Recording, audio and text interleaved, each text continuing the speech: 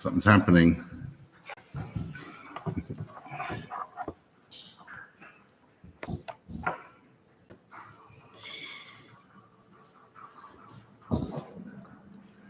It's the International Day of Strengths, first Saturday in December. And we're talking about strengths starting out. Okay. Yeah. My name is Janet Eskridge, and the strength that came up as my top strengths when I did the inventory was honesty. And I was just saying to the group here that I do really appreciate that strength, and it's served me well in life, but it's also caused me some trouble because I think some people think that I can be too honest, and I've tried to temper that honesty with kindness when necessary. So that's been kind of a challenge for me. Thank you. My name is Jess Sanford, and my top strength was humor, which I think is fitting. And I think I will use that to connect with other people. I love making other people smile and laugh. I think that shows in my personality a lot. My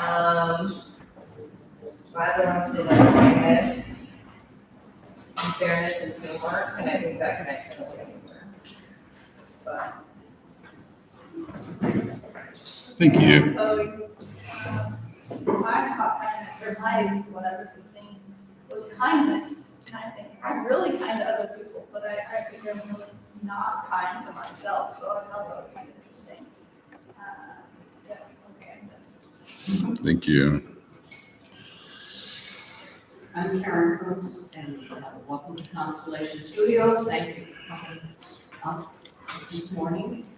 I don't remember what my strengths were. I've got them here. All right. Curiosity, appreciation of beauty and excellence, love of learning, judgment, aka critical thinking, and prudence. Thanks. Do you have a favorite? And how do you see it playing out? How about that?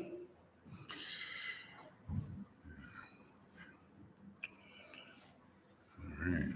Yeah, we'll just keep going and go into Gallup strengths, or if you did the VIA, whatever. yeah, I did the VIA yesterday. My name is Text them to me. text. Yeah, like text a picture of them. I'm gonna put them in a thing so we can see what our. Oh, okay. Sorry, I was trying to troubleshoot. But yeah, you can chat first to do that later. Yeah. Number one, love of learning, curiosity, love, perspective, honesty, friendship, and leadership. Was there a question? No, that was just kind of who are you and maybe like a favorite strength. Yeah, perfect. I mean, my favorite is curiosity. Nice.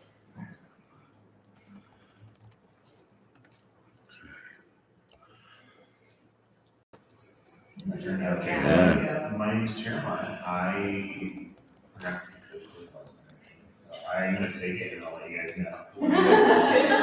My guess is it'll be some overlap with most of you, but we'll see.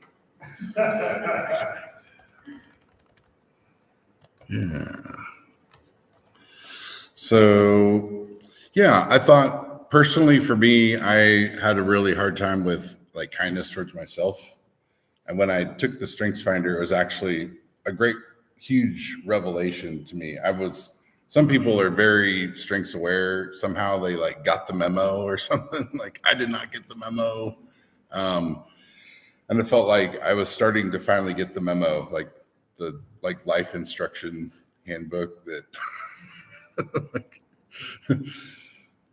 it was the first one I did was the one from Gallup, and it was an exercise where I didn't like talking in public, and that was one of the side effects of getting fascinated with strengths and well-being science was now I can't stop talking in public and do podcasts and all this stuff.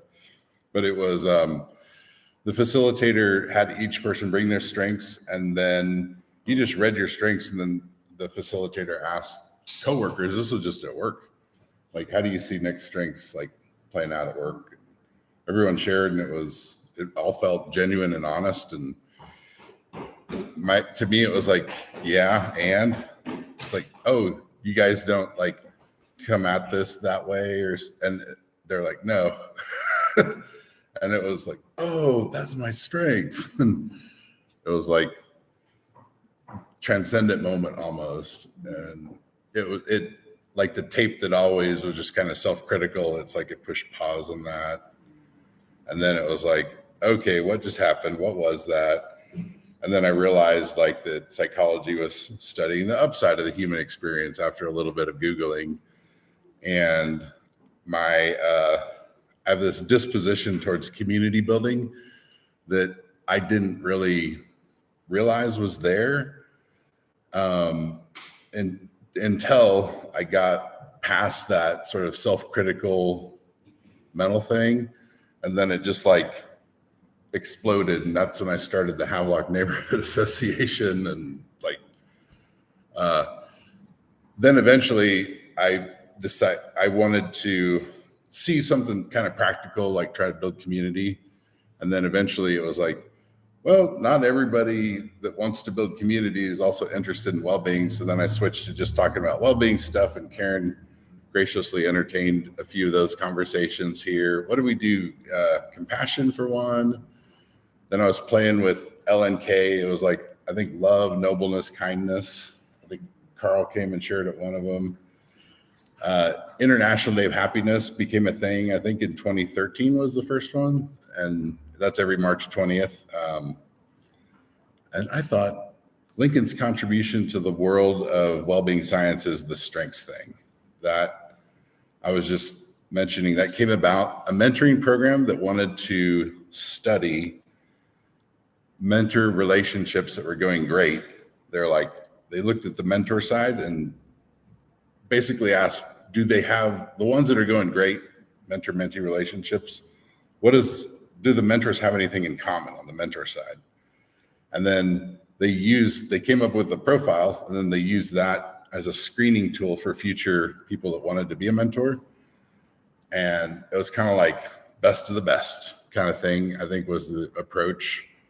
And it kind of worked. And the future cohorts of mentors, mentees, it was like more thriving relationships. And the whole premise of that mentoring program was the LPS, they asked the teachers to, if you see young people in the classroom that are like natural mentors, like kind of lifting the mood and helping peers like move towards goals, and that just kind of doing it, send them our way. We'll match them with the college student that's cut from similar cloth.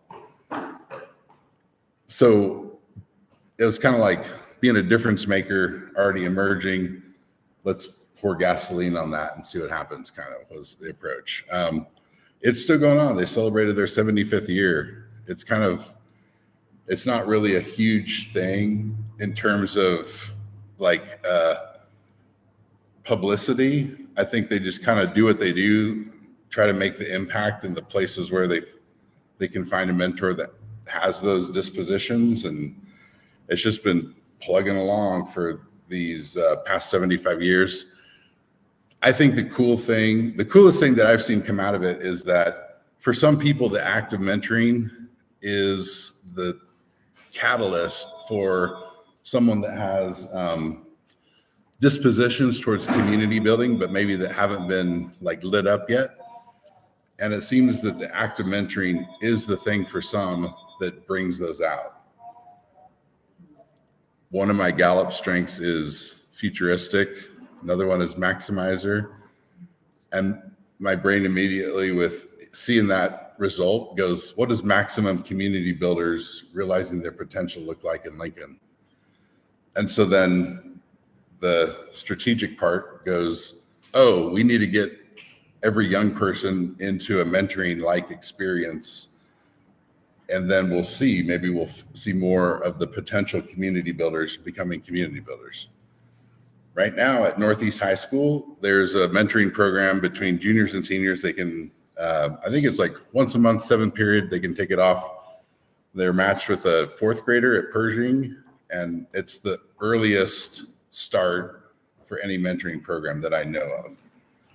I think something like that could expand to other high school, elementary schools that are really close together like that. Maybe pilot it at a few more.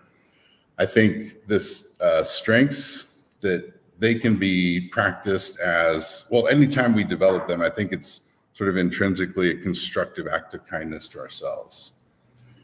And now a word on kindness. So, okay, picture a pie. We're going to cut the pie into 3 slices. And one of those slices, let's say that the pie is kindness.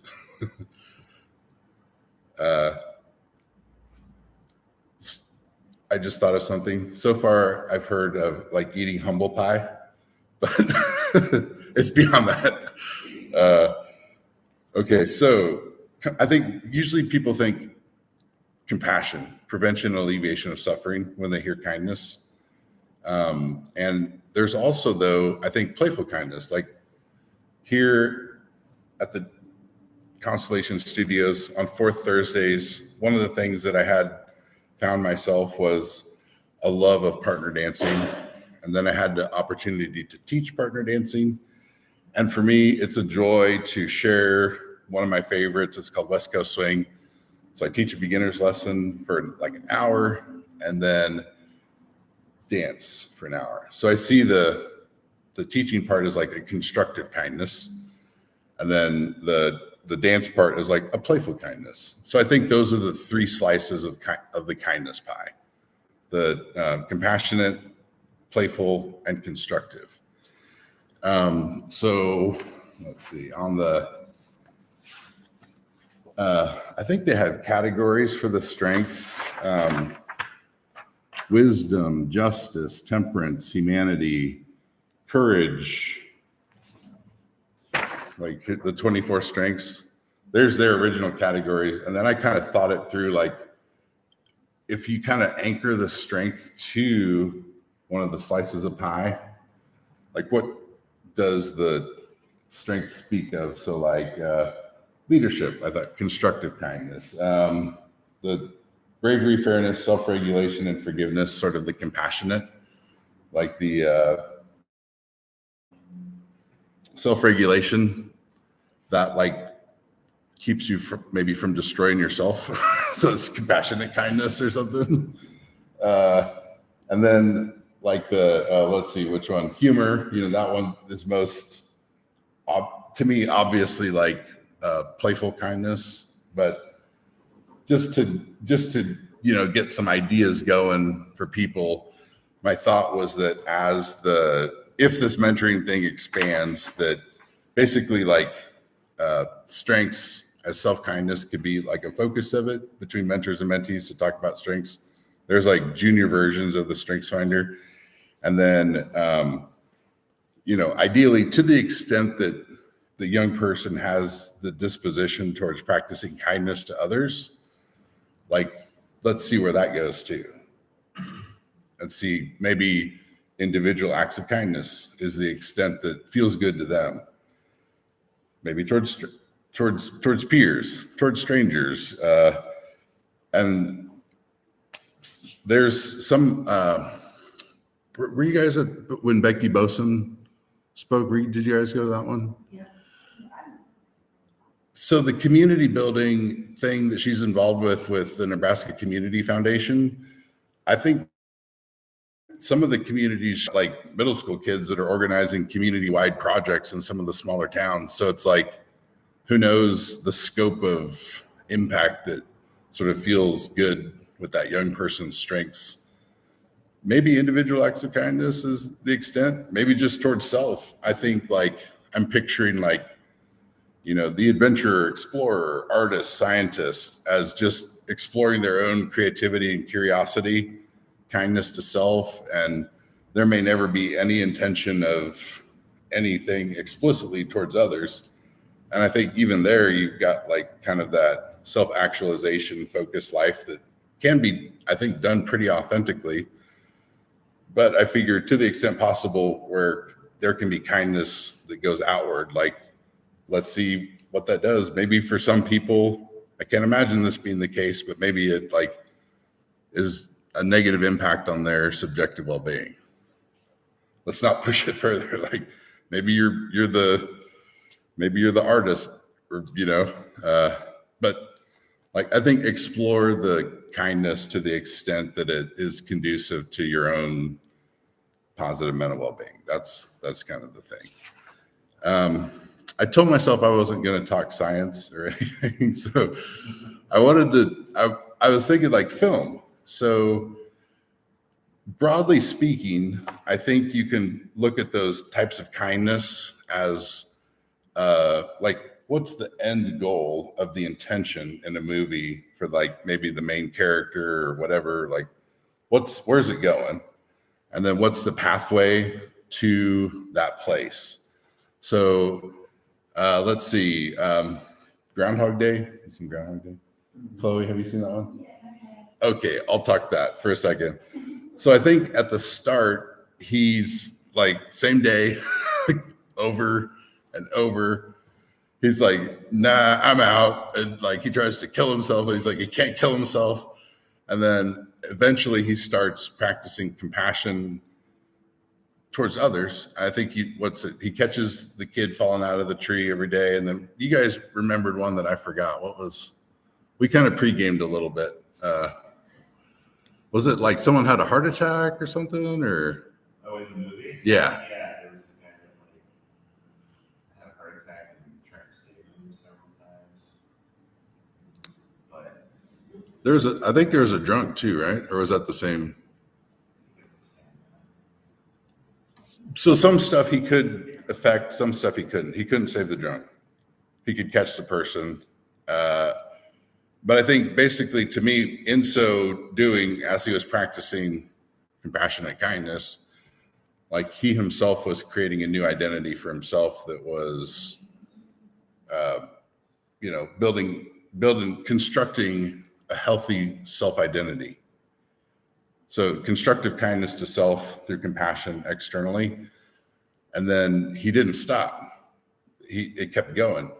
And then he moved into constructive kindness to self and building skills as an ice sculptor and a pianist, I believe. And eventually he was like putting on the heart of the celebration, like just like a pop-up community festival kind of is what it seemed like. And it's like, you could see he was like igniting the collective effervescence of the community. And so it was like, I would say, that construction of a positive self-identity, compassionate, he brought that in, then he brought in the playfulness, and in so doing, both were constructive of self, externally focused. I don't think were there any times when he taught people anything? It was more him externally, it was compassionate kindness and playful kindness, I would say, outwardly focused. And if he taught anybody anything, then he would have been like external constructive kindness. And then,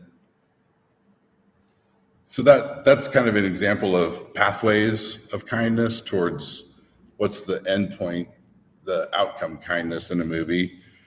I thought like, this might be a stretch for some, but I think the movie Rocky, that one, it's generally speaking, let's say like sport is playfulness. And so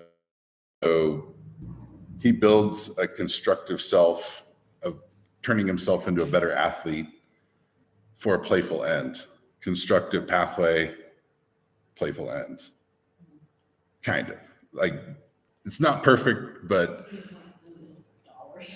What's that? Didn't become millions of dollars or something. That too, yeah. He probably, and then what kind of life is he going to build? Like, I think you see in some of the later movies, doesn't he kind of become a mentor to others? So slight diversion here. You just reminded me of something. So there's a documentary. It's going to be at the Ross on the 21st of December. It's called My Omaha. But there is a young man that went to film school somewhere else. He's from Omaha, grew up in West Omaha. At film school, he sees this documentary, A Time for Burning, and it's a pastor in Omaha that wanted to have kind of like a interaction between the Black community and the white community. They wanted like 10 couples to visit, 10 couples from church, and 10 couples visit one way, 10 couples visit the other way. And it's got like the filmmaker talking to the people there, talking to youth, going out into the community. You see a young Ernie Chambers in the documentary in the barbershop. And he's like, it's not going to work. Like, and in the end, it doesn't. Like, they kind of run the pastor out, the white pastor from the Lutheran church. He gets like, the congregation gets rid of him. Like, as the documentary is being made, it's fascinating. This is like the 60s. Fast forward, this Nick, I can't pronounce his last name, it's French. Nick is in film school, sees that, like, so one of the most regarded documentaries was in his own community. He didn't know it. Then he's like, wheels start turning. And so he starts to think like maybe somewhat like of a sequel, but he's just recognizing himself how little he's connected in his own community. He knows like nothing about North Omaha, and talks about how it would be like, as a white teenager from West Omaha, that would be a dare to go drive through North Omaha or something like that. And so he starts to try to build a relationship with one of the people that's been organizing events in North Omaha. And I think he filmed for like 8 years or something like that.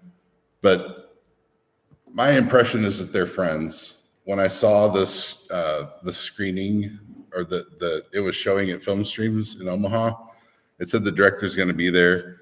I was like, I hope some of the people in the movie are going to be there too. And sure enough, the Leo Lewis II was the organizer that he became friends with. Leo was there.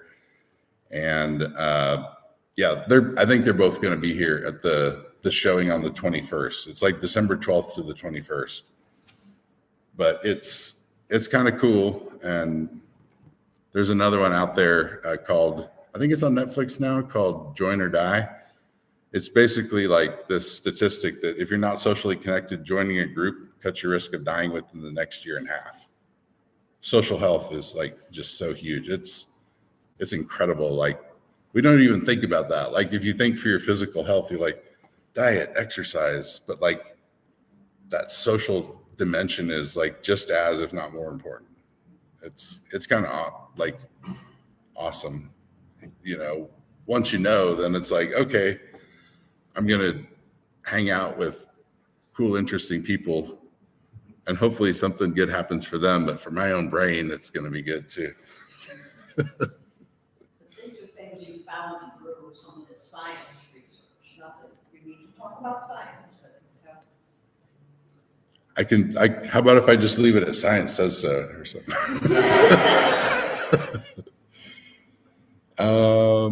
Yeah, so I'm kind of putting the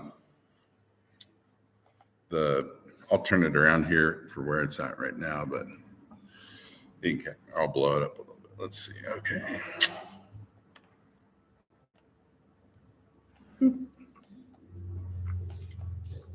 My clicks are. Anyways, okay. So here's the. Whoa, careful. Like the categories, the big their sections. What, wisdom, justice, transcendence, temperance, humanity, courage. If it were randomly distributed, the group of us would look like this. Here's what we actually look like. So we're very transcendent. I would recategorize that as play. Like the ones like creativity, zest, humor, curiosity, appreciation, beauty, and excellence. So I would relabel that one. But green is wisdom. Yeah. And usually temperance is the smallest, which is So thank you for having one in the temperance category, Karen. Otherwise, we would have like no temperance, no self-control. We'd be off the chain if it weren't for you. So thank you. But I'll keep putting strengths in on that. But that's something you can do that with the Gallup. I think theirs has 4 aggregate categories. It's like strategy, executing, relating, and thinking, or I forget what the other one. Yeah. Gallup's, you got to buy one of their books usually. Sometimes they'll pass out codes to like educational institutions. But so Don Clifton, so the Strengths Finders, they're several generations down from that original creating a profile to find great mentors. That's the origin of what we now have as Strengths Finders. So the original intention was to enhance the awesomeness of kindness, basically, at the start. And it's like, if that's where it came from originally, like we can put it back into that context. Like strengths are for kindness is kind of where I'm hoping to kind of take it. At the very least, kindness to self. Yeah. What time is it? I probably will pause. And if anyone has any comments or questions on any of that, and we can just chill for a minute then. And are you guys set up or? Okay. Refreshments. There's sparkling water, diet energy drinks, food, all of it. Yeah. Oh, restrooms are down and to the left. There's a couch.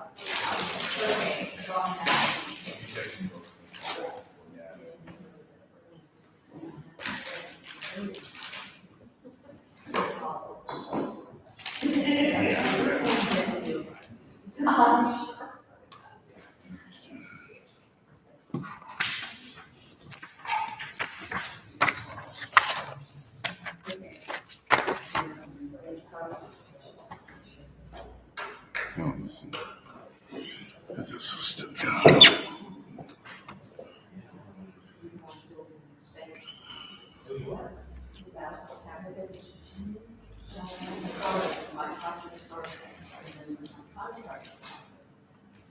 Contract to do the fencing around the substation. And then you have to be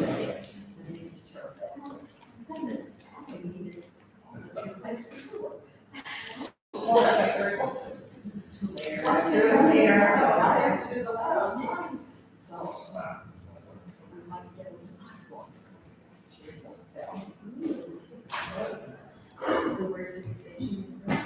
Well, we tend to walk right next door. Building on that, or there's the auto shop right next door. There was a space. A bar.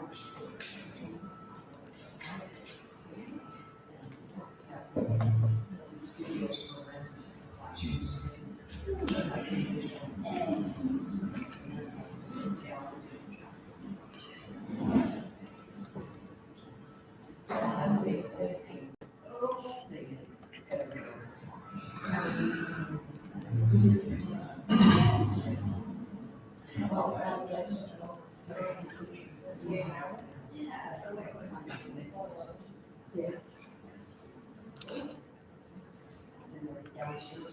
Workshop and paper making downstairs. Take a look and see what they're doing. Oh, yeah. And we'll come back and my session, we're gonna be active and make something. All right. We introduce the plan. Oh, it's legal already.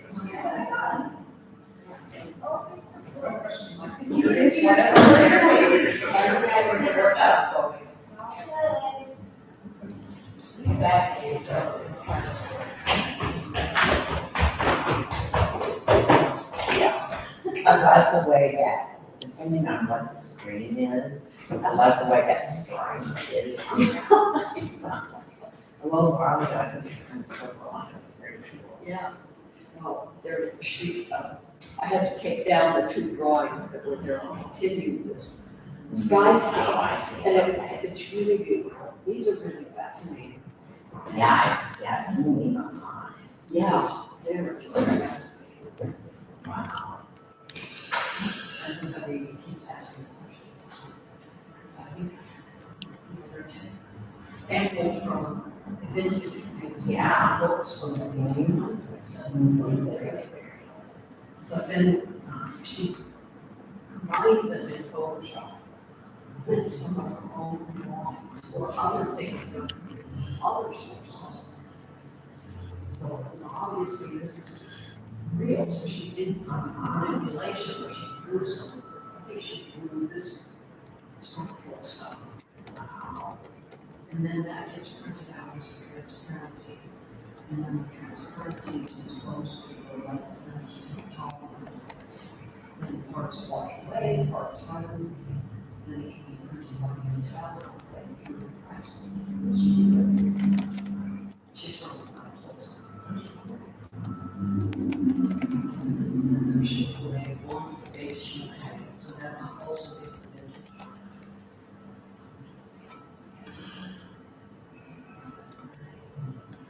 Moving extreme. Because of the theme of clouds, I was fascinated about this idea of those vintage clouds on a super long and light and invention. All those make things look like clouds. It's just purple lines.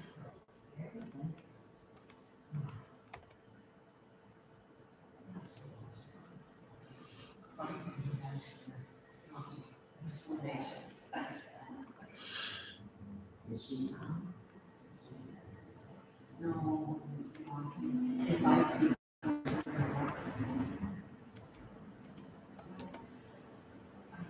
Funny. That's part of it. Some of them actually, this next year, would be beautiful residents. Sure, it's like Jennifer Lee, she's been here for all the workshops. Woodcuts in the front. Oh, yeah. She was here for a workshop, so she knows the site, and that was sure. Say, yes, I'll do it. Yeah. These are so fun because you can just see the variations Uh-huh. and kind of this cartoony style. Mhm.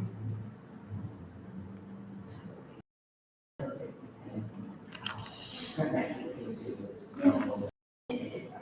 Many outcomes. Oh, yes. Okay. That's what you said. Yep. Okay.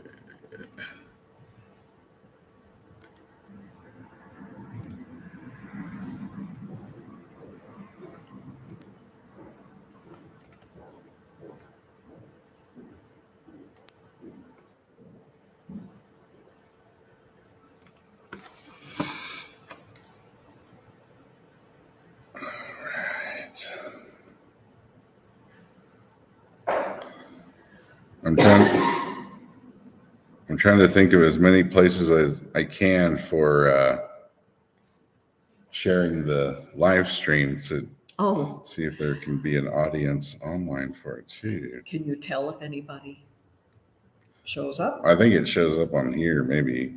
So let's see.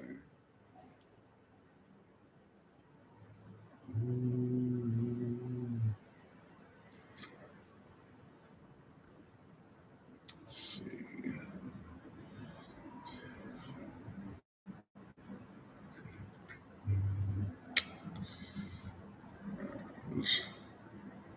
There's some neighborhood associations, Havelock, Bethany.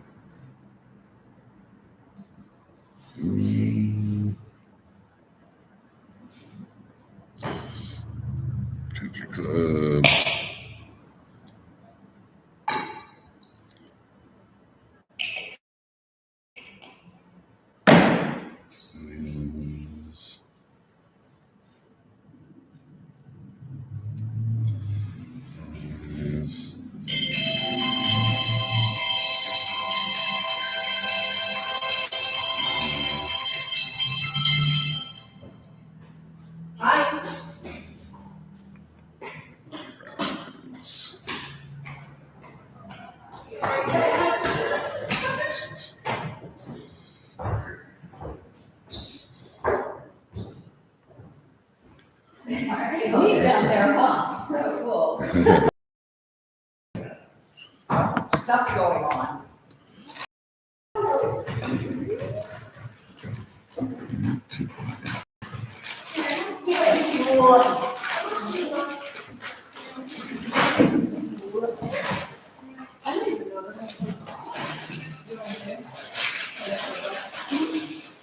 Okay. Yeah, sorry if I didn't say restrooms. Yeah, it's down and to the left.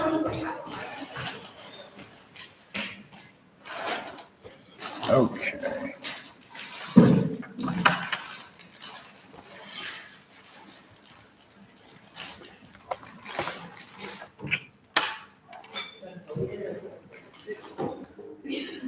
I think we're going to be moving here for a moment.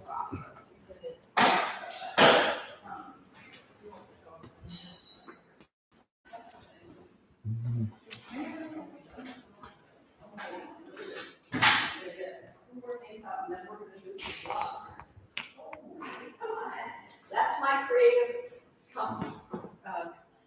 activity for you.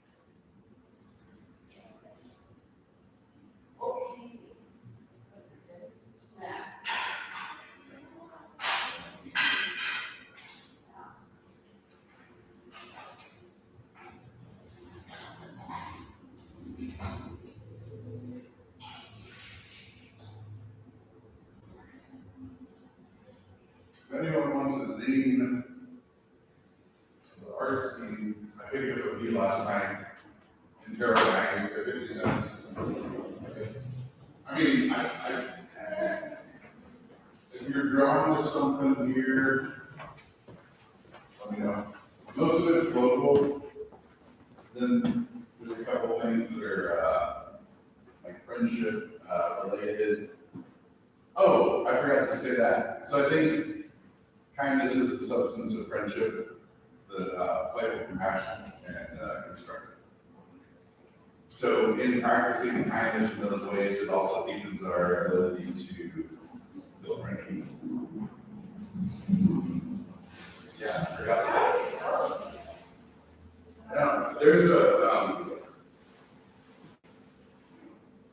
the person that helps create the International Day of Hope is from Chicago. Her thing's called Shine Hope.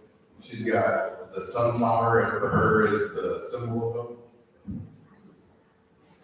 It's not exact, but there's one of the photography grad students working on an MFA.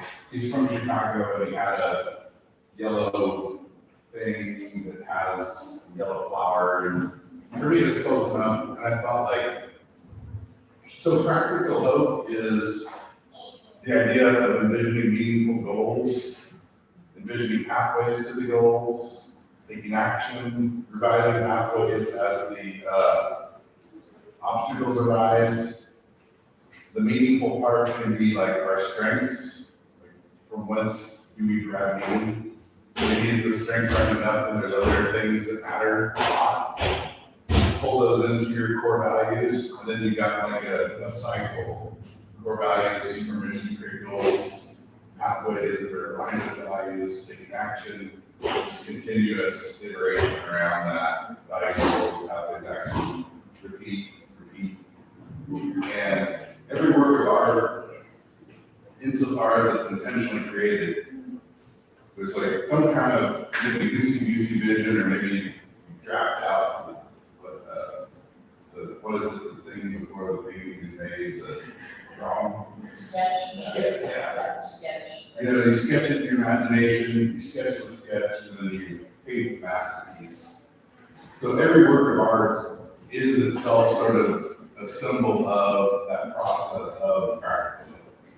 So that was, and then that one sort of resonates with the group that started the International Day of, this is from Chicago. Anyways, yeah. Well, I would like you to come over and do some creative activity with me.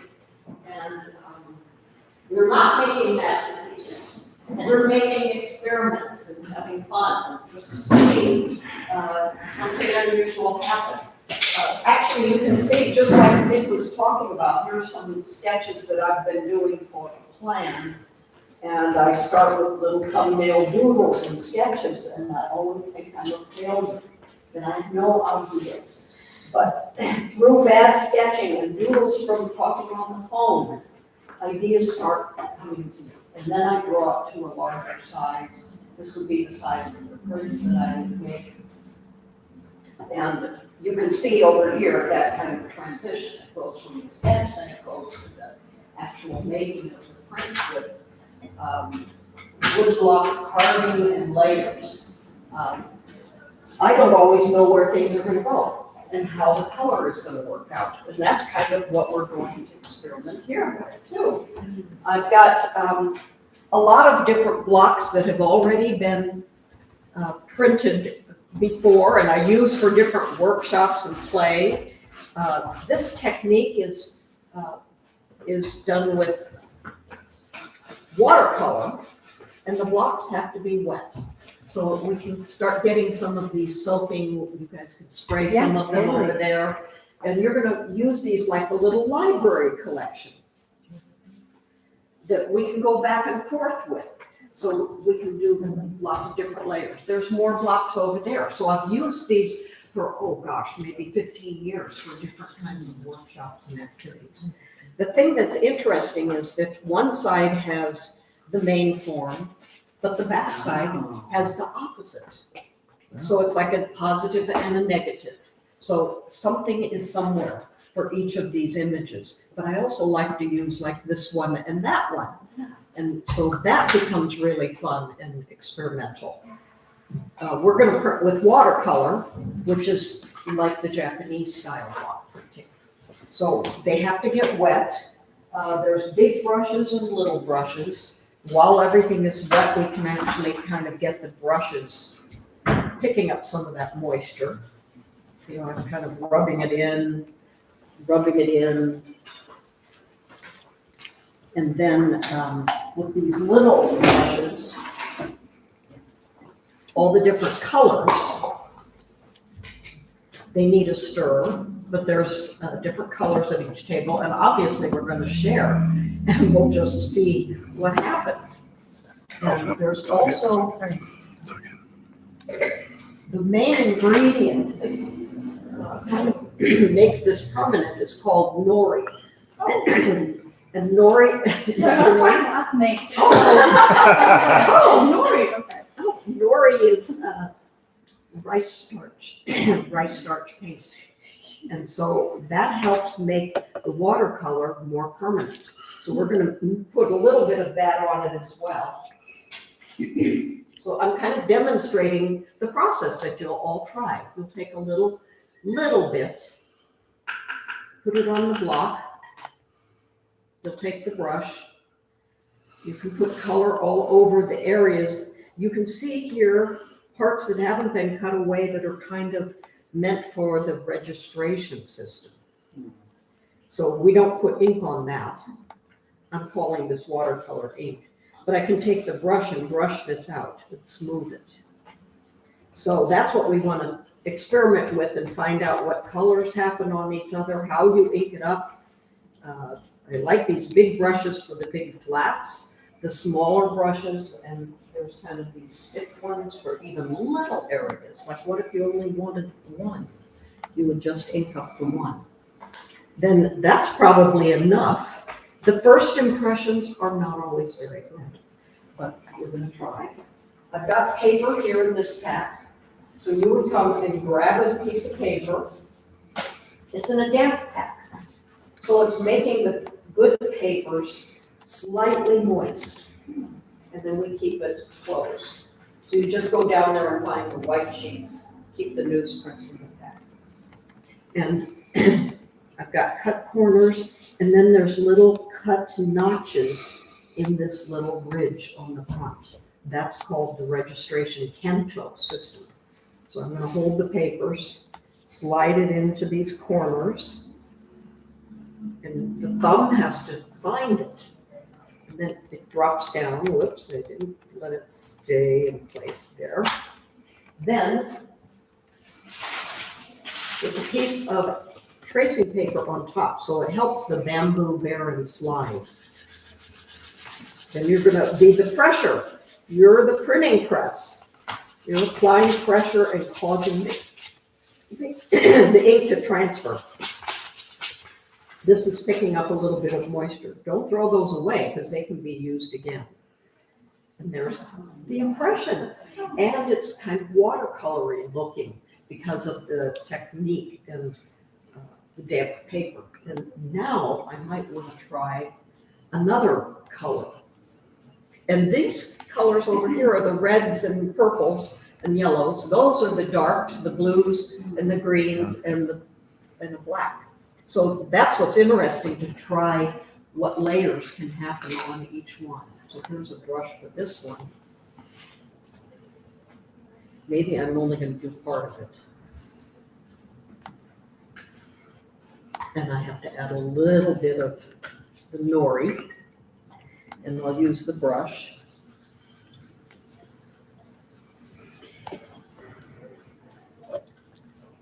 And actually, the more you print, the better it gets, because it starts absorbing into the wood. But I'm going to take this same one. I could turn the registration around. I could play with the registration. I might want to try keeping it in the Kunc so it matches. And then I need my tracing paper. And then here's the new invention, plastic barons instead of the bamboo covered ones. But they do the same purpose. And then this will layer on top. It might match, it might make some unusual colors. And this piece of paper could go through, 8 changes, lots of changes. Yeah, that's interesting. And I kind of let it fade out a little bit. And it's nice that there's still some white, because then the purple is on the white. The purple is on the red. The red is on the white. So 3 things are happening with just 2 actions. And that's very efficient and unexpected. So that's what you have to discover and find out. So these, when it's done, you have to decide when it's done. You can take with you, of course. And they'll dry, but they'll get a little wrinkly, which is fine. You can put it under some books and then flatten out when you get it home. But I think it would be really interesting to have you try and jump in. I can even put some of these over here so that the paper's in the damp pack. This is newsprint if you want to practice. But you can take one there, and let's put the brush for each of the colors. Yeah, okay, so here's the yellow, here's the orange. They need to be stirred up because the color's kind of set. So this one always needs to stay this color. Yeah, for now, but if we mix it up, Sure. it's okay. And look at these, here's some more of these bigger brushes, and here's some of these smaller ones. So I think it'd be interesting to see what you invent, because you're gonna be surprised. And you look at all these blocks that are here, they could be mixed up in all kinds of ways. Okay, here's, Is there any nori over there? there's a little cup that I was stirring up there, yep. So the blue or the. Sorry. It's kind of a blue. Yeah, that's, okay. And you look at the supplies, we have to spray some of these and get them ready. There's another spray bottle. Then you'll be able to jump back and forth and spray the bottles. That was a quick mini lesson because many people are fascinated by this technique, which is called mokuhanga. It's the Japanese word for block print or wood print. Here's a brush print. And then here's the nori. So the ink goes on with more. Either one. Yeah, but you need the bigger brush to be able to blend it out too. This is just putting it on. I can do this or, Yes, you can do this to get it on, and then you use the stiffer Oh, brushes yeah. to stir, to kind of blend it all So the for way. this brush? Yeah, but did you put blue on there? Oh, no. Yeah, put some blue on. Yeah, no heavens. It doesn't make any difference where you put it. Because you're gonna use the brush and stir it around. Yeah, now we need one of those stick brushes. Kind of really. You can just slice it hard. Slice it hard, so it gets hot. So it's kind of an Is this one unusual here? technique. It's closed. It's fascinating, Mine- actually. Mine had my name at the top of the picture. Ah, Let me get you the brush. Yes.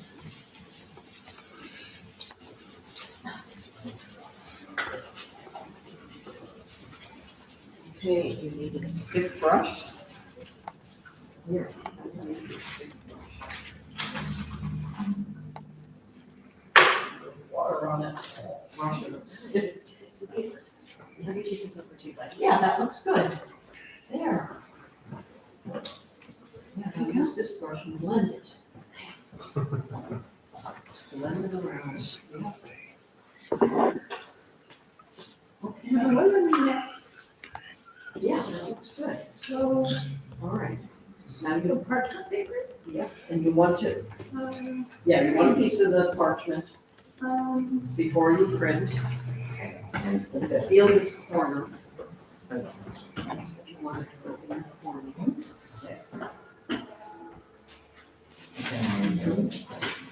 Grab the couple.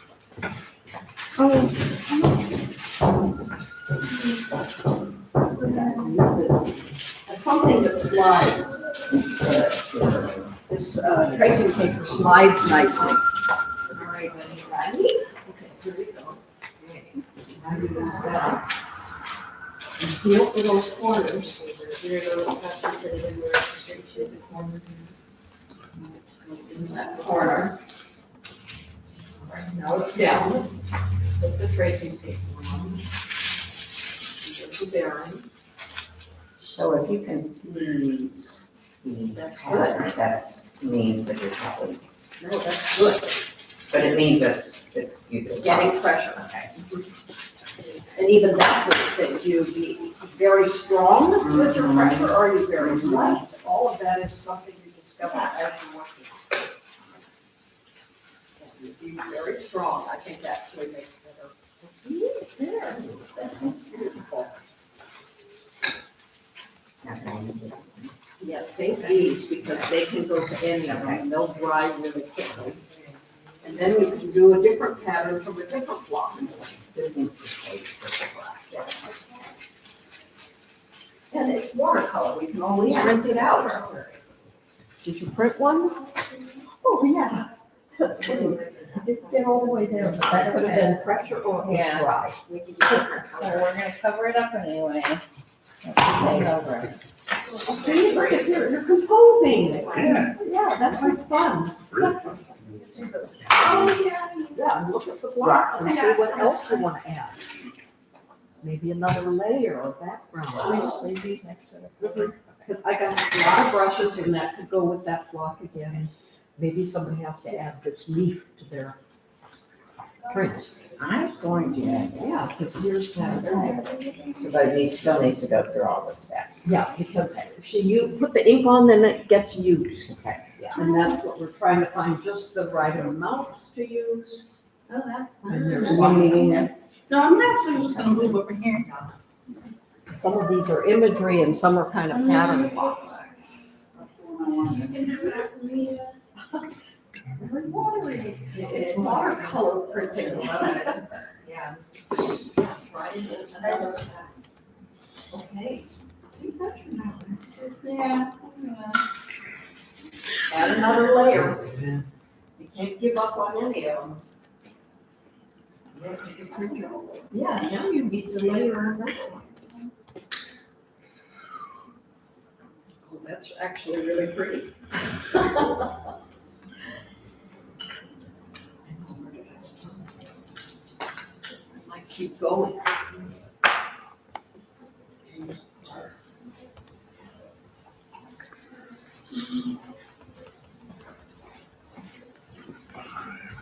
And if they start feeling too dry, then they just need a little spritz again.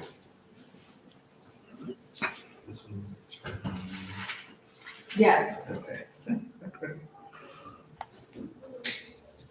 But you can see with these blocks and the hand inking, you can actually be selective on what you put on the block.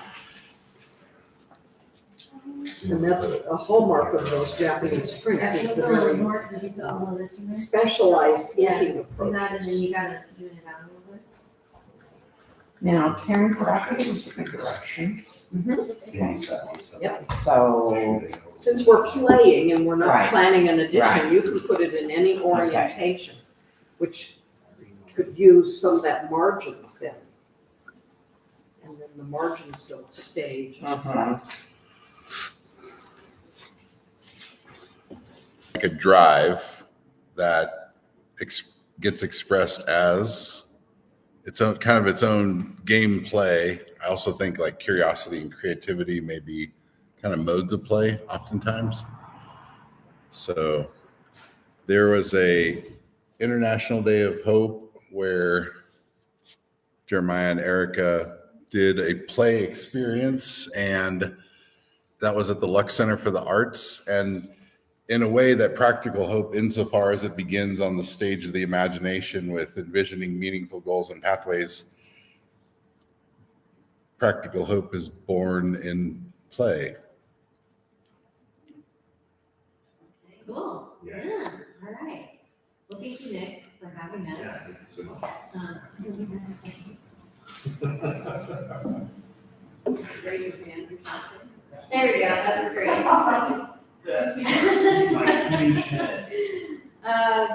So my name is Erica Larsen-Dockrey. I am a founding director of the Telegraph Arts Initiative. I have a master's in experimental animation and integrated media, and just moved here from LA. I also am an educator, I teach student now, and I do interactive installation work with my animation, and projection is my play medium. So that's me. Yeah. Okay, my name is Jeremiah. I am Jeremiah Dockrey. I am a play worker, sometimes educator, and dad. And I have a background in filmmaking. Started a Adventure Playground and a director, lead play worker for the SB Adventure Play Foundation, which is a nonprofit that we have in California and are in the process of possibly moving to Nebraska. So, a play worker is someone who, a very bunch of science about how play works and why and everything helps support that for people, mostly children, and advocates for autonomous spaces to do so. So, yeah. We also are new to leading, just moved here in January from last year. Yeah, almost 2 years. Okay, cool, excellent. Okay, so we wanted to start the exercise or the session with just like a little exercise.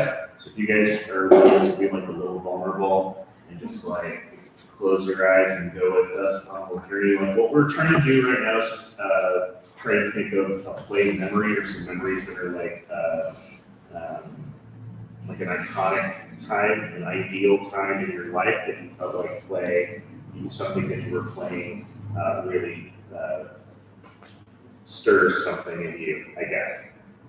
So if I need everybody to just like close your eyes, and I want you to think back throughout your life and try and think of that prominent moment when you're obviously younger than you are at this exact moment, but when you were either playing or being creative. How old you were, what the activity was that you were participating in, where you were, what kind of things are you kind of hearing and seeing, and any of your senses. Were there any adults around? Were you an adult at that point where you're thinking of this? And are there any particular feelings that you're associating with that moment? So just like take a second and try and think back. You don't have to find the best one or the best story. Just what really to you resonates as an ideal time.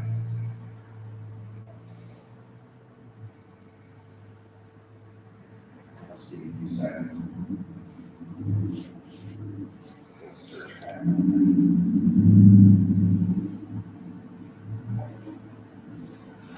All right. So you open your eyes. And is anybody willing to share a little bit about like what they thought of, what they? So I don't know if this really works, but I was in Braxton Flatwater Youth Shakespeare Company, and I'm mainly at Wayuga. And so for some reason I just done that. I thought of like looking out over the water and seeing the tiny duck house and wanting to go in it. But it's a duck house, I can't fit in a duck, and I don't have a duck body. So, but yeah, I don't know, I just thought, but yeah, so. How old were you at the time? 12, Okay. 14-ish area. And so that was one thing. I really love theater, like musical theater growing up. And so you said play, and that's what I got. So I was like, okay, Oh, like, yeah.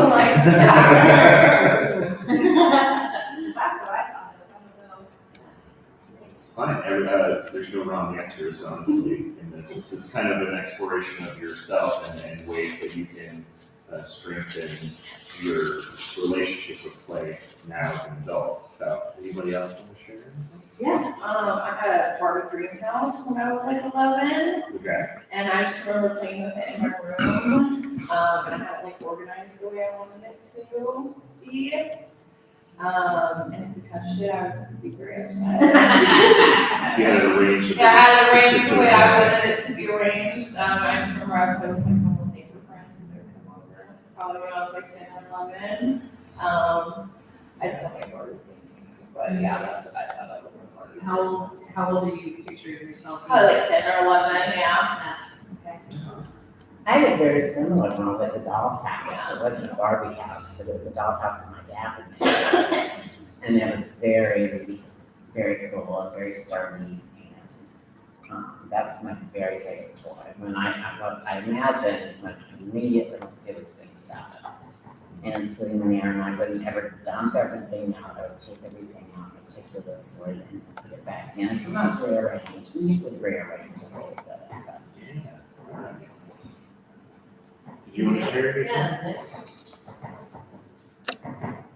There's a creek. It was like mostly concrete, probably like what kind of the Antelope Creek is, like that way. Uh-huh. But there's like a little stretch where it was like just broke to nature, kind of in the middle of a suburb, and it was like spring memory or summer memory. It's like we would jump in it.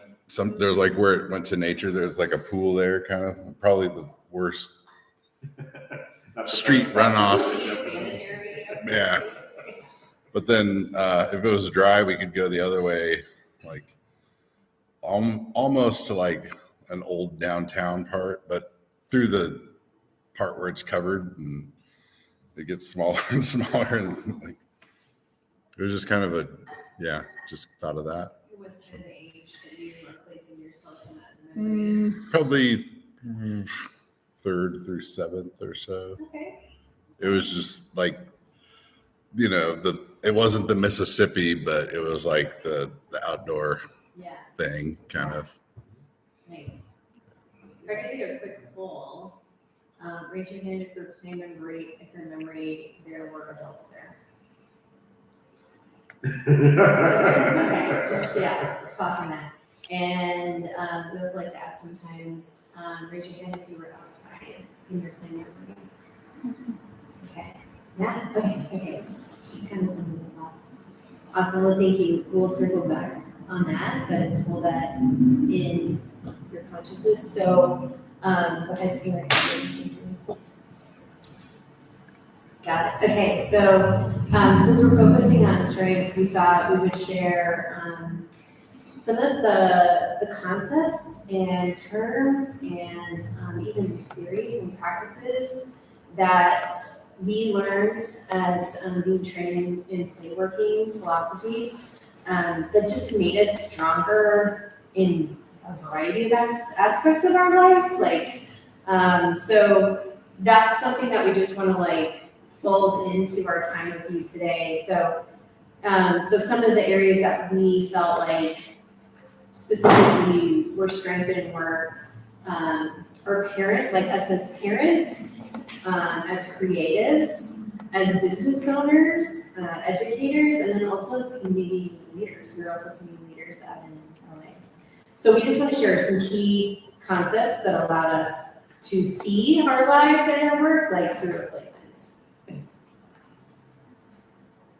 So we're going to give a real brief description of some of these concepts. So because they're kind of deep, they're a little bit in that scientific realm, we do entire presentations on some of just these specific notions. So we just want to give you a snapshot, and we thought it'd be a good idea to share it all in its glory, so you can just kind of see it, and we can double back on things if you have questions or anything like that. So that's the disclaimer. The research goes back, a very long time, and has become a PhD level, pursuit in some places of the world. So, we can move forward with that as well. Great. Okay, so we wanted to share the image of the play cycle that really strengthened our connections to our own creative processes and cycles. Also as educators to support the creative cycle and our students and our kids. So that was something, and again, we can actually give a little demo on this if we have time, but we wanted just to give you lots of basic information first. Do you want me to describe the play cycle? No. Okay. No. So learning about those things kind of strengthened our experience when we were playing with our own kids, when we were playing with everybody that we were working with at the Adventure Playground, and watching them play, as well as how we're interacting as humans, and even as interacting as different species. Playing with your dog or playing with an animal. So it's really helpful to understand what's happening when you break that down. So. And when in the last time we gained X-ray vision, it was literally seeing an interaction completely a different way, and understanding all of the different parts of the interaction in our book. Okay. So you can move to the next one. Well, the play types are, a lot of people will talk about what's called, where is it? Locomotor play or rough and tumble play is like the only types of play that there are. When you think about kids playing, you think about them on a playground and running and jumping and screaming and climbing and like all the things that are inconvenient to us as adults, you know. And but in the research, over 300 types have been discovered or talked about.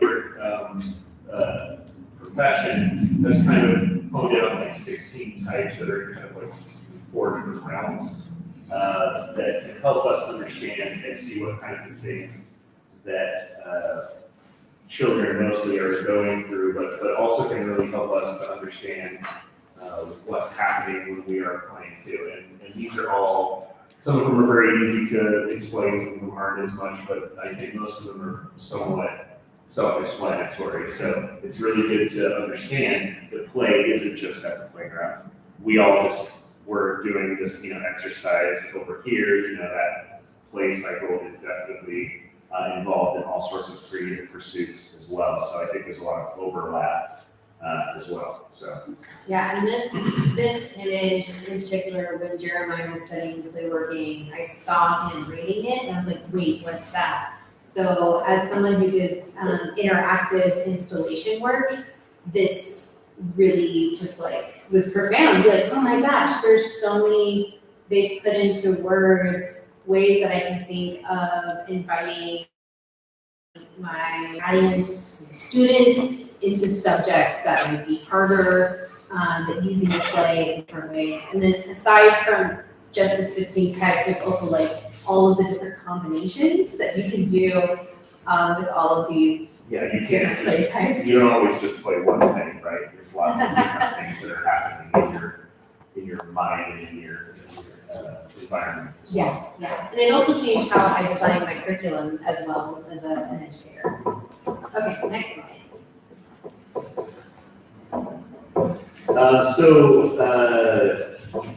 Environmental modification.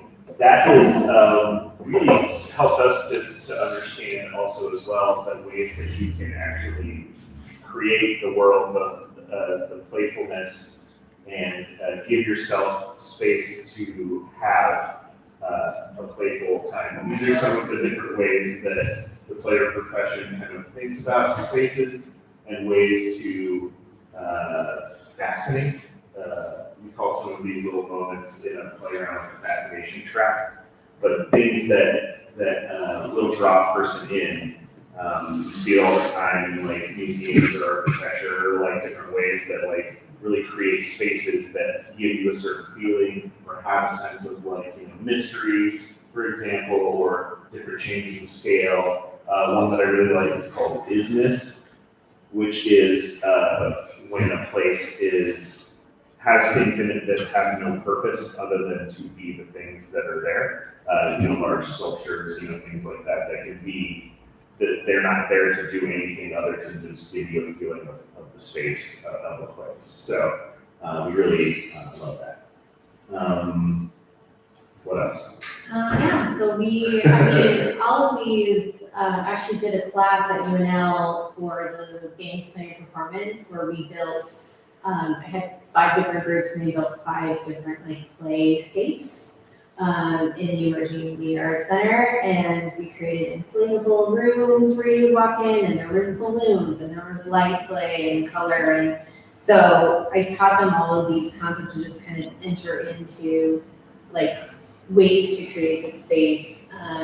So obviously it's something that I really love to talk about and to teach.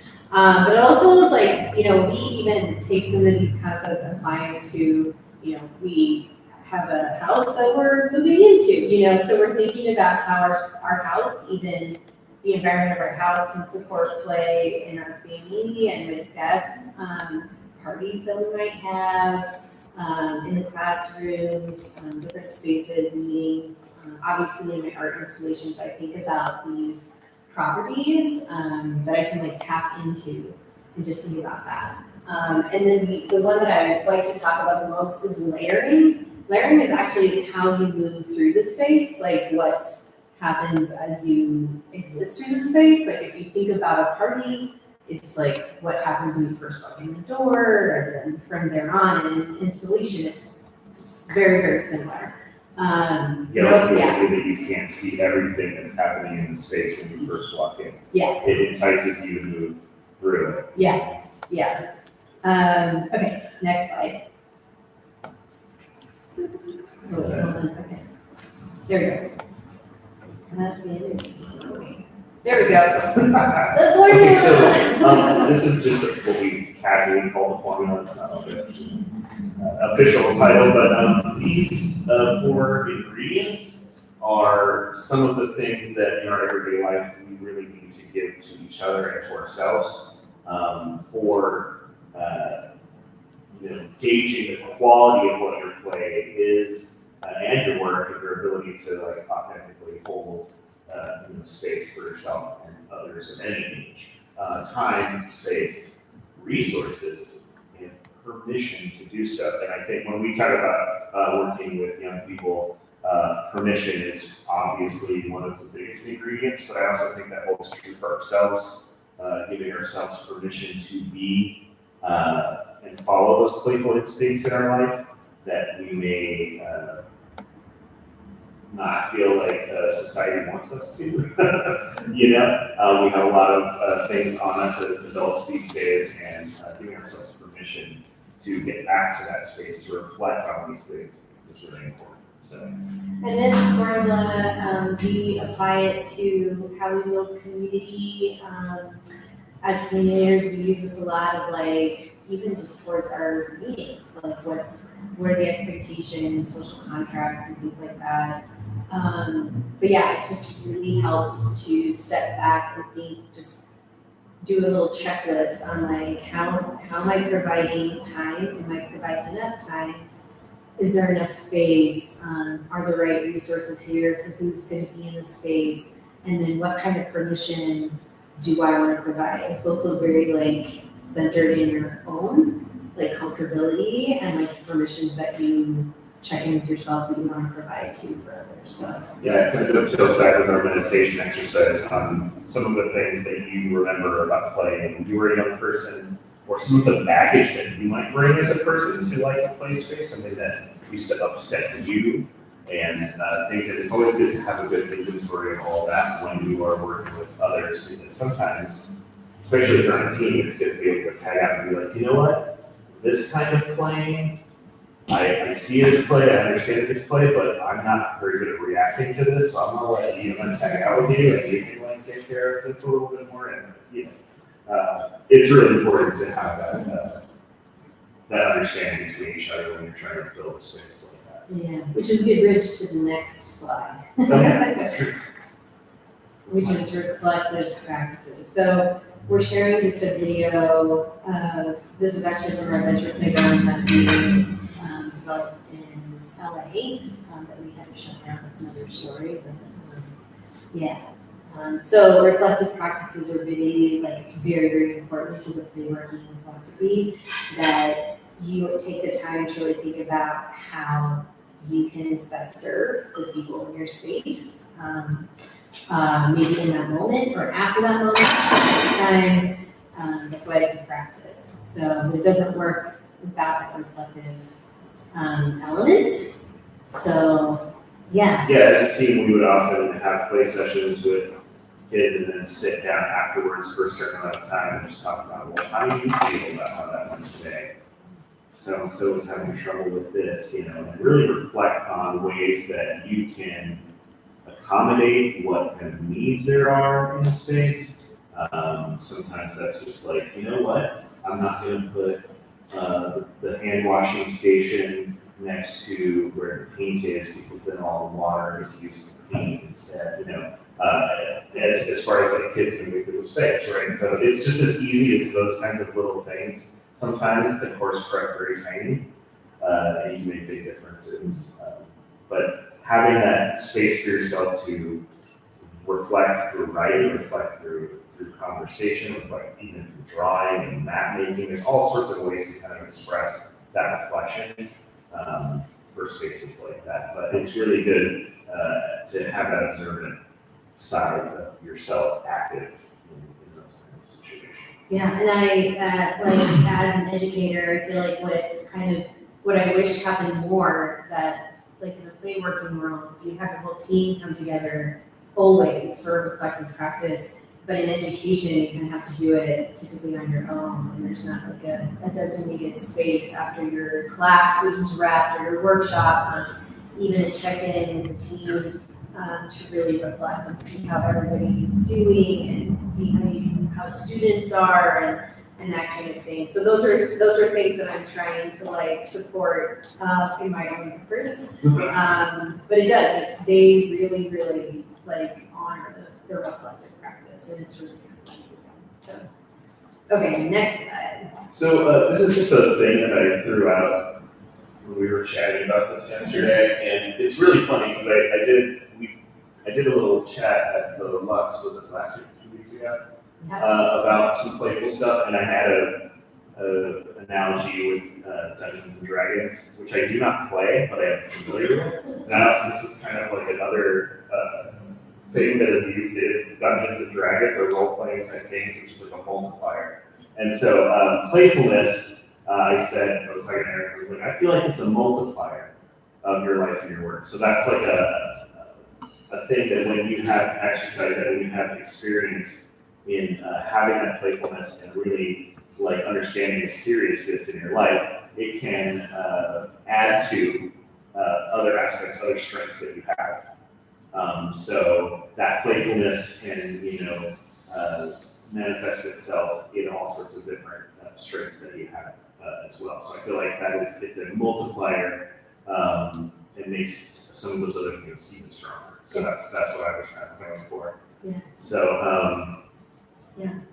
you can't really, well, I don't know, you were saying Yeah. you can't really unsee. Yeah, that is the one thing is like, and since I like to compare this to like when you learn video production, you can't like watch a commercial the same way because you understand how it's made. And so this is kind of like that too. Once you start learning about play and all of those facets, you start seeing all of the barriers that exist to like block us from playing, especially as adults. And so it's like kind of those things that you can't unsee, how we're kind of like repressed in play. But you can also pick up the times like where it's 100% supported, like masturbation is like a really great example where people really go out and have a good time and play, and they have that permission to do that. So you also take note of, it does exist in certain spaces. So, okay, next slide. Well, in the spirit of the play work approach, we thought we might just do like a little like reflective practice. Thinking about back to where we started, having your play memory and stuff, but maybe then also doing a little reflection on where play is in your life right now. Yeah. So, Okay, you next can slide. do that Yeah. more. So we just have some questions. So thinking back to, next slide. Yeah, thinking back to that childhood memory and that play and how you might be tapping into that same energy today. Is growing up. So we're curious to hear like how that might take shape in your life and when and where you've seen play evidence in your community or in your work.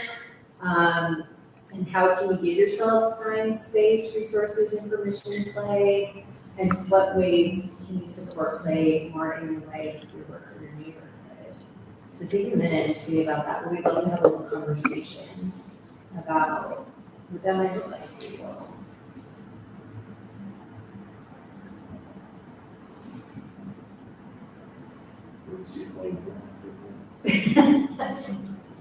Hey, it's ready to go.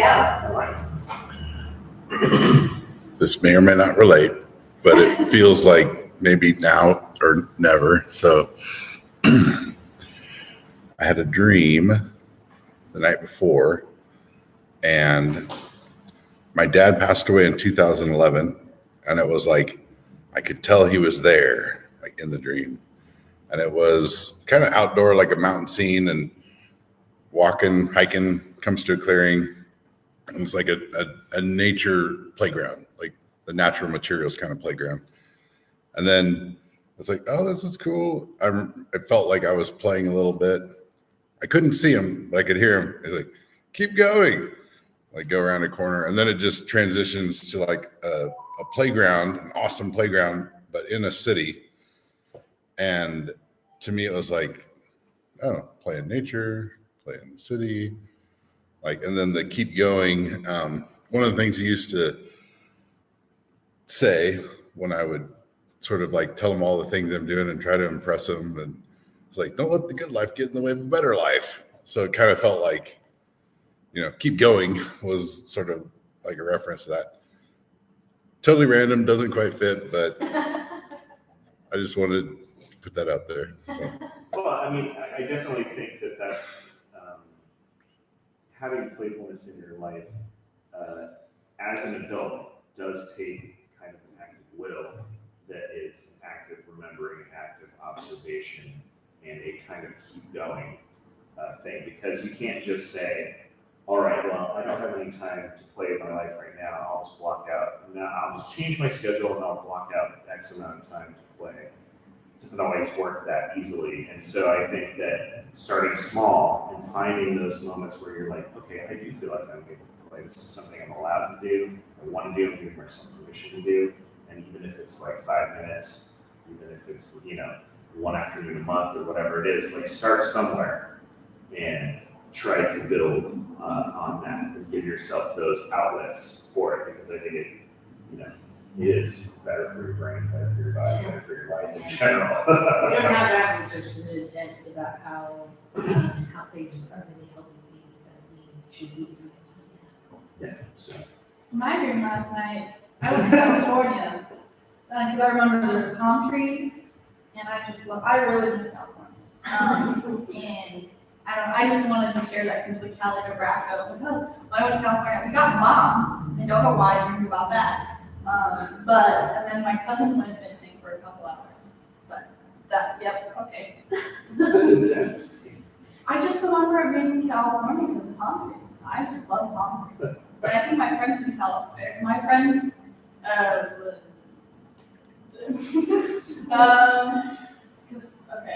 I don't know. I just miss palm trees.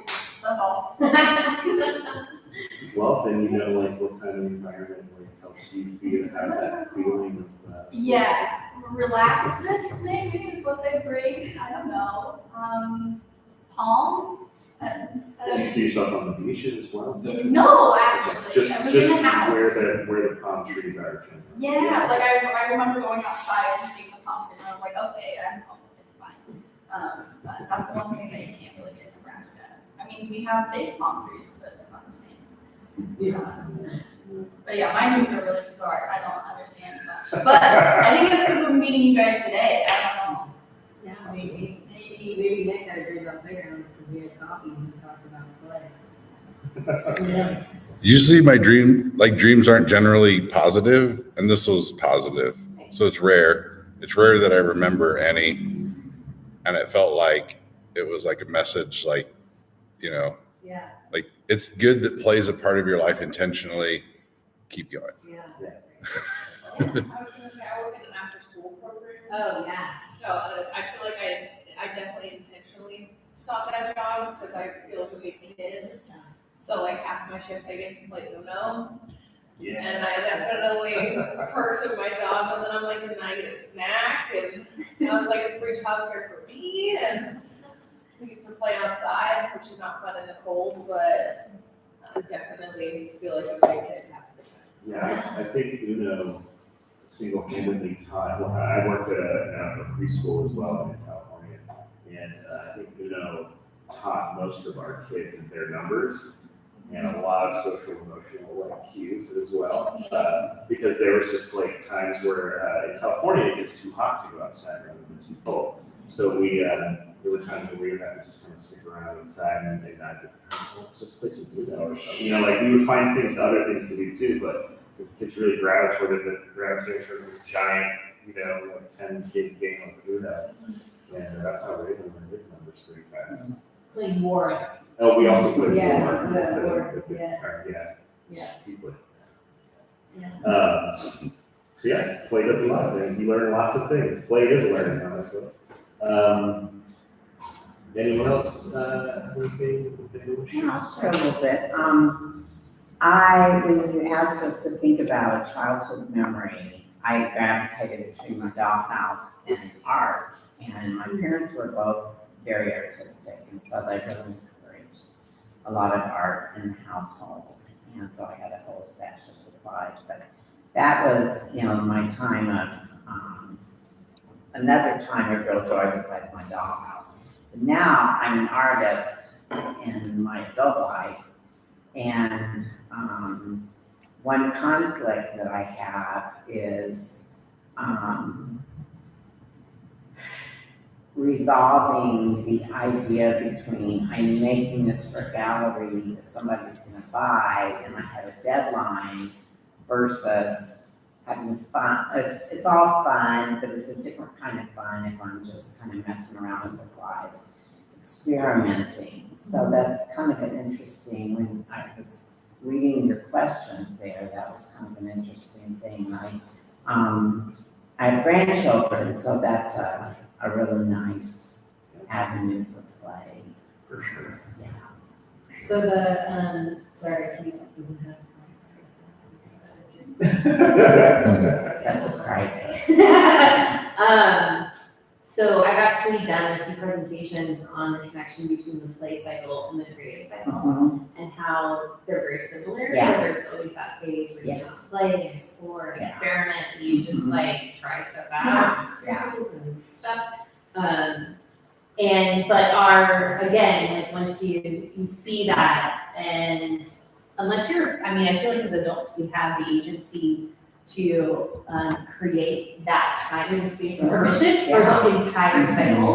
Yeah. But as like a teacher, like at university, like it's production, you know. So I really try to design my curriculum where they do have time to just reflect, settle in before they charge up, you know, and go into that production. Yeah, so, yeah. But this was like, okay, I get it. But it is one of those barriers that's kind of inescapable in our current culture, is that you have to monetize whatever you can, especially as an artist, to, you know, survive. I Right. guess. Yeah. And that's really hard. I mean, you know, to commodify your own creative drive and try and make it, well, okay, I really enjoy doing this, but I have to like do it really quick so that I can make X amount of things, because X amount of money needs to come in, and blah, blah, blah. It's very complicated. So it's not something I envy artists doing, you know. Having to. I'm here among all my choice. Well, yeah. And I can say I can play all the time here at the studio. That's kind of the point why I started this whole project. But there's always many things I need to do, sitting at the computer, doing PR. But I end up using the play as a reward or something I need. So I might do that stuff and then it's like, gosh, I just gotta get out there and get my hands moving again. And get that release of working on some art or play.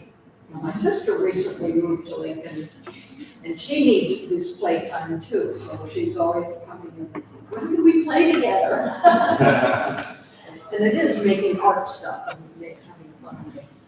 I can experiment because I'm retired now and I have a big push that I must be making everything count. Taking it at a very good pace. Yeah.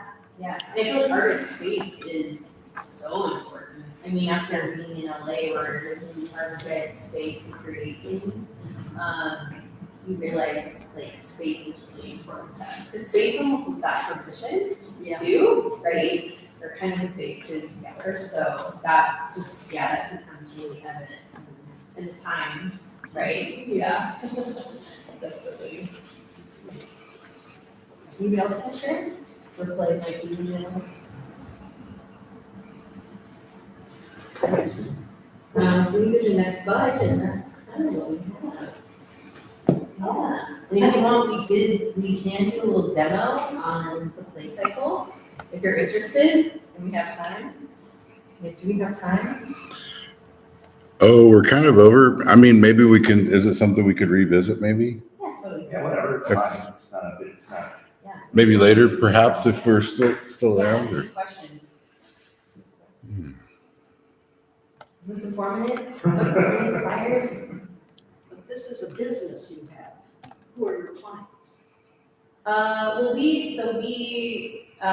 this talking is just one of the things that we do as Advocate for Play.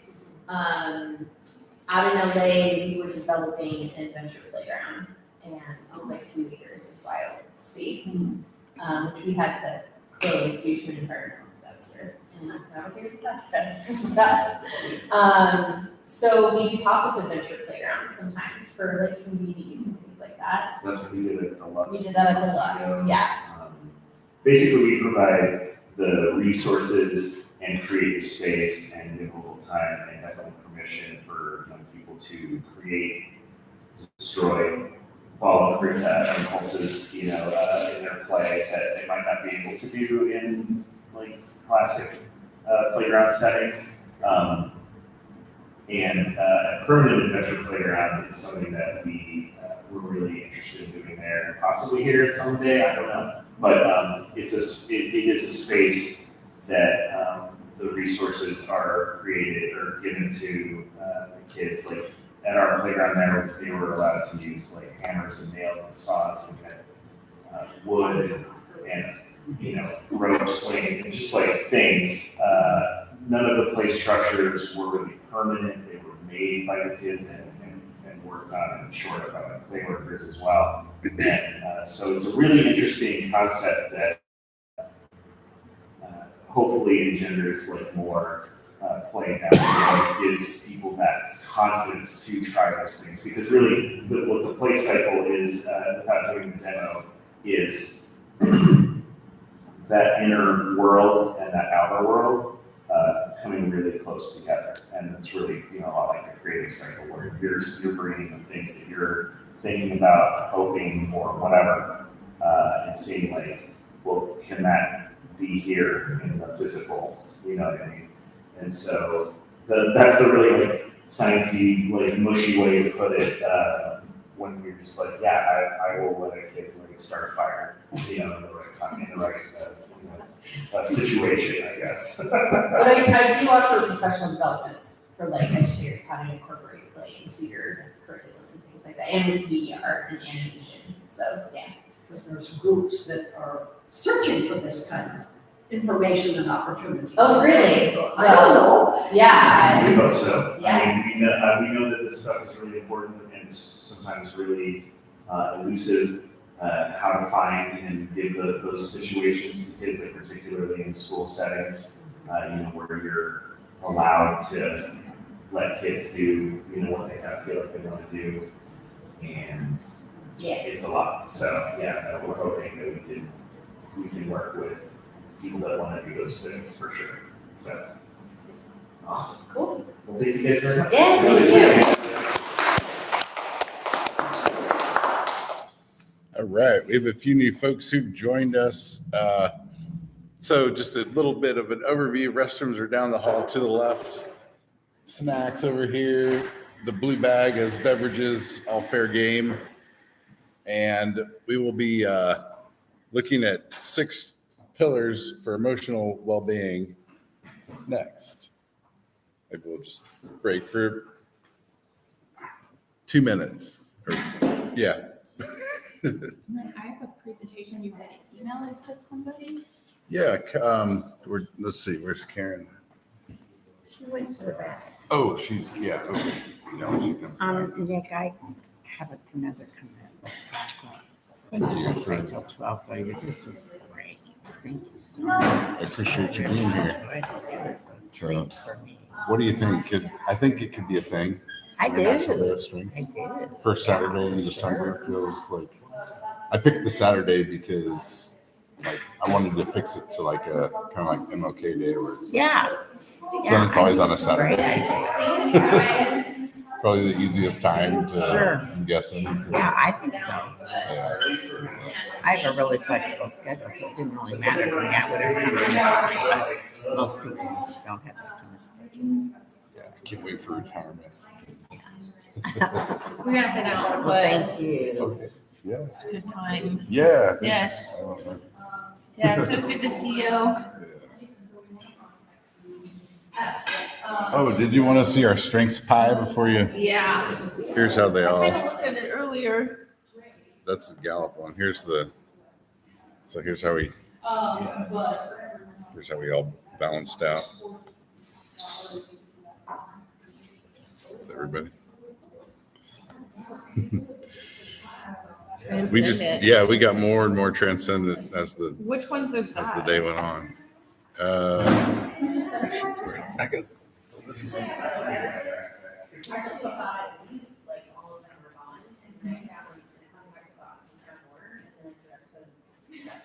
So I don't, but I can write it When I down. have, I'll check in our car. I have a couple of them. Yeah, well, then, yeah, that'd be great. Thank you. What's your name? Janet Eskridge. Oh, Janet. I'm not practicing. I'll send you an email. Did you get your email? Yeah, there's. Who's gonna try to email you? Yes. Oh, thank you. Thank you. That was fun. So good. Now, it's just the same as me. Yeah, This is really fun. This is a really cool space. I'm surprised that I kind of like that part too. It's one of those things. Yeah, I remember. Yeah, I remember here.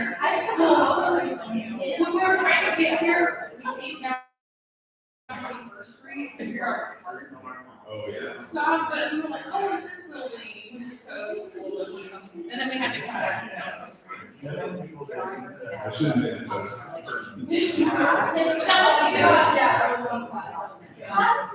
All right, fine. Just get involved in some of that now. You know, we're looking for things to do. Have you done one of these strengths fighters before? Or heard one?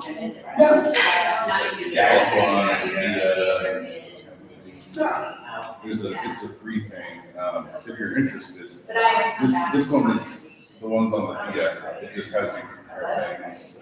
Other nonprofit kind of grants. I'll just write down the address and if you want to multitask any day right now. I made this thing. They kind of like, there's 6 broad categories that 24 strengths aggregate into. So like this is, if it was random, this is what it would look like. And so far for the people that were here that tried that one, this is how it looks. Kind of that gives you a sense of like this transcendence one has like appreciation, beauty, and excellence, gratitude, hope, love, spirituality, humor, for example.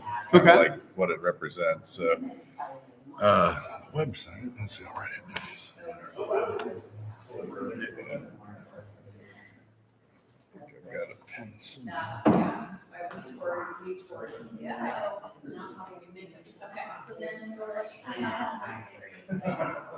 It's a Uber 20 minutes drive in opposite directions out of LA, so that actually was huge for us. Yeah, watching those kids in school is such a blessing.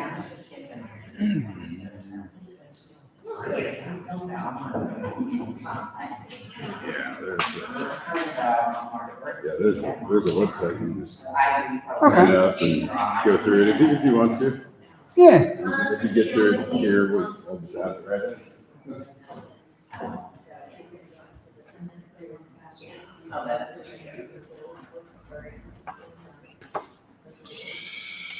Yeah, I'm sorry I missed your talk at 10:30. Yeah, I basically was thinking like, you can also think about the strengths in terms of, I picture kindness as like a pie. 3 slices of pie. I think there's like a compassionate kindness, so kind of a prevention, alleviation of suffering is the intent. And then there's also like constructive kindness, kind of like education or mentoring. It's like building something, not necessarily about preventing or alleviating suffering at all, rather just into some positive train in the human experience. And then playful kindness, like the party, being in the moment, not really about growth. That's not the point. Not really about prevention of suffering, just being present in the moment, having fun. I think that's kind of like 3 ways to think about kindness. And then at the very least, when we like use our psychological strengths, it's kindness to self. And then I think to the extent that you read your own wiring and social, introversion, extroversion, light suggestion, try to extend kindness beyond self. And maybe it's individual acts of kindness, committed volunteerism, community building. Like, to me, I say keep going until you hit a point where maybe your own well-being starts to go down. And it's like, then I think that's kind of like you found your sweet spot kind of for, the world becomes better when we put our strengths out there. I think that's kind of where I was going with it. So, yeah. Cool. Yeah. How'd you hear about it? You sent me a Facebook invite. Okay. Yeah. I hit the like send all and I have like so many. Remind me where we met if we're connected. Fellowship. Okay. Yeah. Nice. Yeah. I love how like try to put good out there and see what happens. Awesome. Well, do you guys have to scoot or are you here for a little bit? Or? Oh, sweet. Okay. Yeah. So Sadie sent her Gallup strengths, Sadie Jensen, 6 pillars of well-being. And so